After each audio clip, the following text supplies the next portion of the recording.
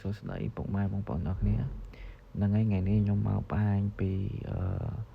វីដេអូក្នុងការបង្កើត TikTok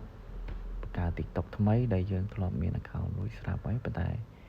យើងចង់បង្កើត TikTok ថ្មីមួយទៀតអូខេយើងគ្រាន់តែចុចមកលើ TikTok យើងមកយើងចុចចូលមក profile យើងអញ្ចឹងហើយបន្ទាប់មកអ្នកទាំងអស់គ្នាឃើញពាក្យថាកន្លែងនេះកន្លែងក្រហមនេះហ្នឹងហើយគ្នាចុចពីលើហ្នឹងមកហ្នឹងហើយបន្ទាប់មកអ្នកនរគ្នាចុច add account ខាងក្រោមនេះហើយអ្នកនរគ្នាធម្មតានៅពេលដែលយើងប្រើ SIM មួយកាលមុន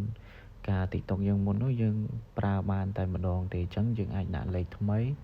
ឬក៏យើង connect មួយ Gmail connect មួយ Facebook connect មួយ Apple ID ឬក៏ Google account របស់យើងហើយសម្រាប់ខ្ញុំលេខខ្ញុំគឺមានស្រាប់អីគឺខ្ញុំ connect មួយ Gmail ខ្ញុំទៅអញ្ចឹងយើងចុចពីលើGmail ហ្នឹងមកយើងវាយ Gmail យើងចូលមកឧទាហរណ៍ថានេះខ្ញុំក៏ឧទាហរណ៍ត្រួសខ្ញុំចុចអញ្ចឹងហើយអញ្ចឹងមកយើងចុច continue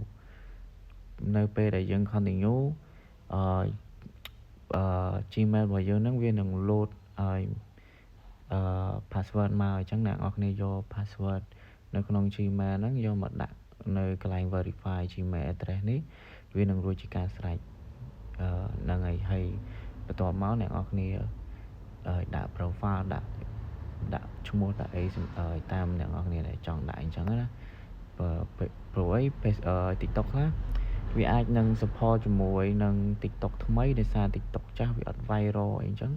គឺអាចមកពី TikTok ឬក៏អាចមកពីលេខទូរស័ព្ទដែលយើងប្រើអីចឹងអ្នកនរគ្នាអាចសាកវិធីនេះបានគឺអាច50